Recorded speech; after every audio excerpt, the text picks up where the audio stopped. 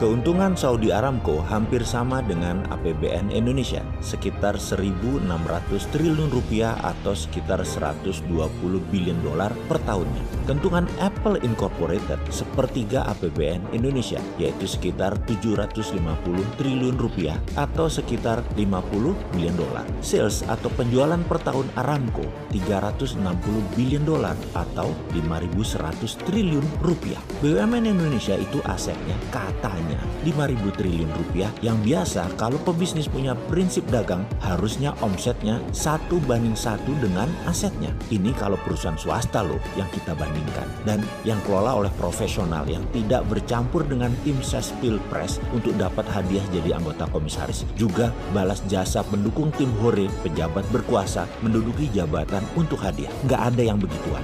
Kalau benar dikelola, maka saya yakin BUMN ini bisa juga 5.000 triliun rupiah omsetnya, dan tidak jago kandang tentunya, merambah ke luar negeri. Saat ini cara pengelolaan BUMN ini agak lucu. Masa BUMN lihat rakyat Indonesia sebagai pasar? Ya geblek aja kalau begitu. Rakyat Indonesia itu aset, bos. Yang namanya pasar itu di luar negeri. Bisa nggak mikirnya kayak gitu? Bisa nggak mindsetnya seperti itu? Rakyat aset, bukan market. Jangan menjual produk BUMN ke rakyat dengan harga mahal. Jangan paksa rakyat dengan produk BUMN yang tidak ada pilihan. Jangan buat rakyat bergantung kepada BUMN. Jangan buat BUMN ambil sisi hulu yang membuat UKM ditekan atau tertekan di sisi hilir. Buat apa ada BUMN kalau kayak begitu? Inilah salah kaprahnya pengelola BUMN di bawah kementerian yang sangat manja dengan regulasi-regulasi yang melindungi mereka dan dana APBN. Sudah kayak begitu, nggak bisa 1:1 lagi asetnya dengan salesnya. Apa itu maksudnya 1:1?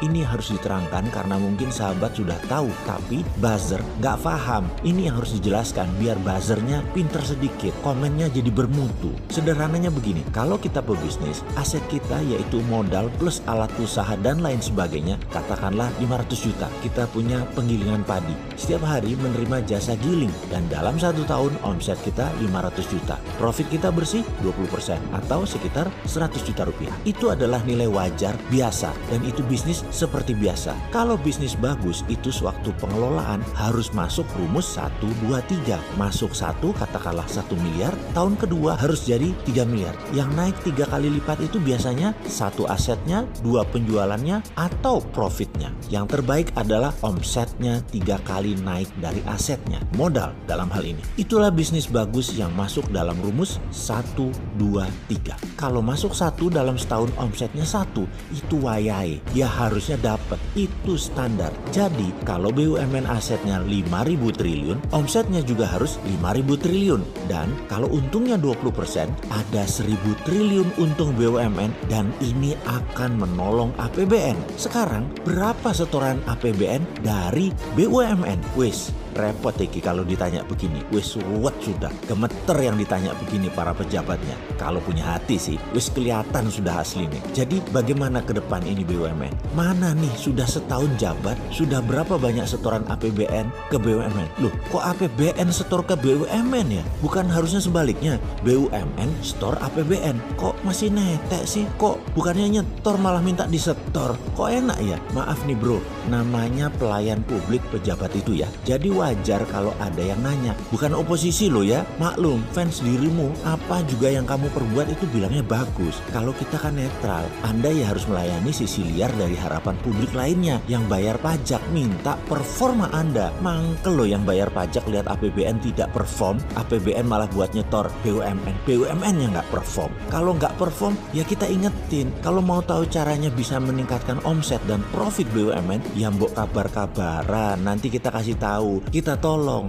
Tapi tutup dulu 500 BUMN anak dan cucunya dulu. Nanti enak deh kita ngomong. Menutup itu bikin efisien biaya loh bos. Walau tim hore yang nggak bisa kerja banyak kecewa. Elon Musk menjual PayPal dengan perolehan keuangan di kantongnya adalah 180 juta dolar, dan dia menginvestasikan di SpaceX, baterai, Tesla, dan solar panel, di mana uang itu tidak tersisa. Lucunya, hari yang sama dia membelanjakan uangnya tersebut, dia harus menginap di sofa sofa di rumah temannya. Dia tidak punya uang tunai di kantongnya. Uang itu habis tidak lebih dari 24 jam setelah dia menjual PayPal. PayPal adalah impian Elon Musk memberikan financial inklusi atau sarana keuangan di dunia maya. Awalnya 20 tahun yang lalu kira-kira, untuk bertransaksi di dunia maya belum ada alat bayar yang handal dan terpercaya. Mimpi kedua Elon Musk adalah sustainable energy, di mana dia berfokus pada pemanfaatan listrik sebagai bahan bakar kendaraan dan baterai sebagai tempat cadangan energi. Solar panelnya, pabrik baterainya adalah pengejar impian dirinya agar dunia lebih sehat, lebih awet dan tidak merusak lingkungan seperti produk perusak saat ini, yaitu berbahan minyak bumi dan batu bara. Ketika SpaceX roketnya diluncurkan, ternyata biayanya hanya 1/20 lebih murah dari roket manapun di dunia yang kebanyakan milik sebuah negara. Maka SpaceX kebanjiran order untuk pengiriman satelit ke orbit. Semua bisnis Elon Musk menguntungkan. Teslanya yang dia invest 70 juta dolar di awalnya, saat ini nilainya 330 billion dolar. Oh ya, untuk idealismenya tersebut, menurut saya kalau kita mau menginvestasikan portfolio keuangan, patut kita membeli saham Tesla dan invest apa yang Elon Musk investasikan. Mengapa kali ini kita mendiskusikan Elon Musk? Hanya sekedar mengingatkan dari sisi lain dari kacamata membangun bangsa. Saat ini BUMN Indonesia dalam keadaan merugi atau bermasalah bisnisnya seperti Garuda, Pertamina, PLN, dan perusahaan karya-karya BUMN kontraktor secara keuangan tidak liquid alias cash flow perusahaannya berat semua. Begitu juga bank plat merah. LDR atau loan to deposit rasionya sudah mentok semua alias sudah tidak bisa memberi kredit lagi. Kalaupun bisa, ya kecil sekali, di bawah 5% dari aset mereka. Lalu kalau boleh jujur, kita lihat keuangan bank lebih dalam lagi saat ini. Dari yang meminjamkan kredit di bank yang saat ini masih lancar membayar, berapa persen? Saat ini yang minta restrukturisasi pembayaran cicilan, berapa persen? Dan pertanyaan yang mematikan, berapa NPL-nya atau non-performing loan-nya? Kredit macetnya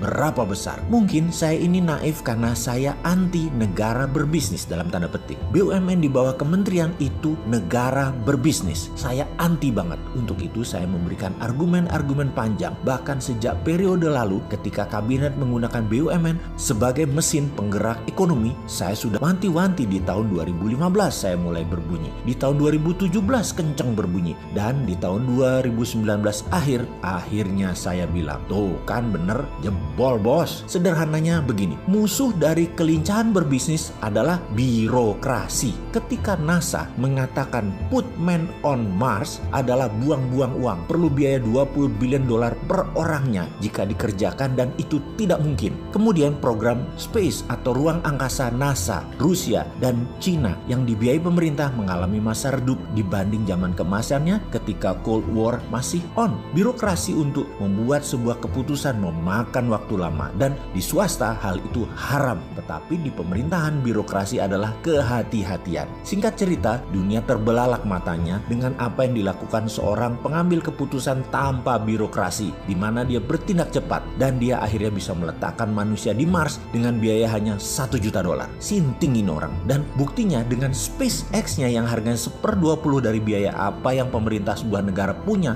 dalam program peluncuran benda di orbit. Karena itu banyak yang menduga bahwa Elon Musk adalah orang yang akan mengendalikan satelit dan space sebentar lagi. Dialah the winner takes all-nya angkasa. Satelit itu ada usianya, dan ketika benda baru dipasang yang pasti pakai SpaceX. Jangan pakai buatan Cina yang meleduk itu. Kita lanjut lagi. Elon Musk pasti akan mengontrolnya. Karena itu sistem informasi, data, telekomunikasi, dan keuangan yang kedepannya full digital. Siapa yang telah punya backbone infrastrukturnya? Betul, Elon Musk. Sekarang kita sambungkan kedua bahasannya, swasta versus BUMN. Inilah penjelasan mengapa BUMN itu tidak efektif, merugi. Dan ada sebuah pertanyaan klasik. Sudah tahu tidak efektif, kenapa BUMN dianak emaskan? Sudahlah, kita ini negara demokrasi. Demokratisasi saja market itu. Demokratisasi saja bisnis itu. Jangan dimonopoli, jangan diotoriterkan bisnis itu. Nggak jalan. Jadi apa saran kita? Swasta kedepannya untuk dunia perminyakan boleh punya punya kilang, boleh punya refinery, hingga distribusi dan SPBU. Dari hulu, midstream sampai hilir boleh. Lalu untuk energi, swasta boleh punya power plant, distribusi dan jual listrik langsung ke konsumen,